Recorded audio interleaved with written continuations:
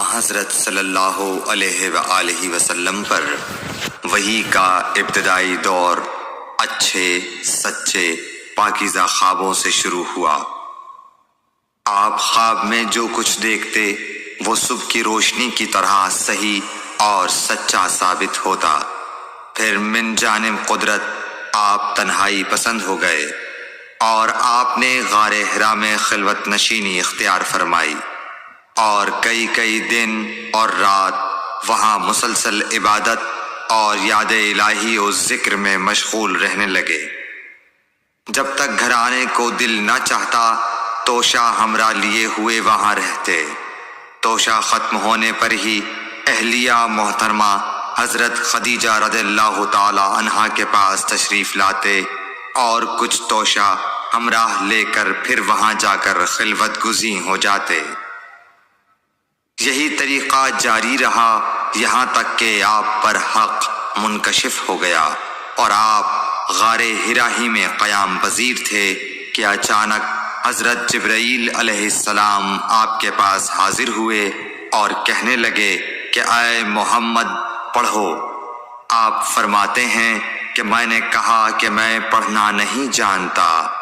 آپ صلی اللہ علیہ وسلم فرماتے ہیں کہ فرشتے نے مجھے پکڑ کر اتنے زور سے بھینچا کہ میری طاقت جواب دے گئی۔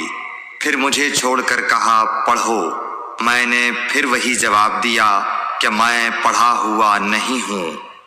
اس فرشتے نے مجھ کو نہایت ہی زور سے بھینچا کہ مجھ کو سخت تکلیف محسوس ہوئی۔ پھر اس نے کہا کہ پڑھ۔ میں نے کہا میں پڑھا ہوا نہیں ہوں۔ فرشتے نے تیسری بار مجھ کو پکڑا اور تیسری مرتبہ پھر مجھ کو بھینچا۔ پھر مجھے چھوڑ دیا اور کہنے لگا کہ پڑھو اپنے رب کے نام کی مدد سے جس نے پیدا کیا اور انسان کو خون کی پھٹکی سے بنایا۔ پڑھو اور آپ کا رب بہت ہی مہربانیاں کرنے والا ہے۔ بس یہی آیتیں آپ حضرت جبرائیل علیہ السلام سے سن کر اس حال میں غار حرا سے واپس ہوئے کہ آپ کا دل اس انوکھے واقعے سے کانپ رہا تھا۔ آپ حضرت خدیجہ کے ہاں تشریف لائے اور فرمایا کہ مجھے کمبل اوڑھا دو، مجھے کمبل اوڑھا دو۔ لوگوں نے آپ کو کمبل اوڑھا دیا۔ جب آپ کا ڈر جاتا رہا تو آپ نے اپنی زوجہ محترمہ حضرت خدیجہ رضی اللہ تعالی عنہا کو تفصیل کے ساتھ یہ واقعہ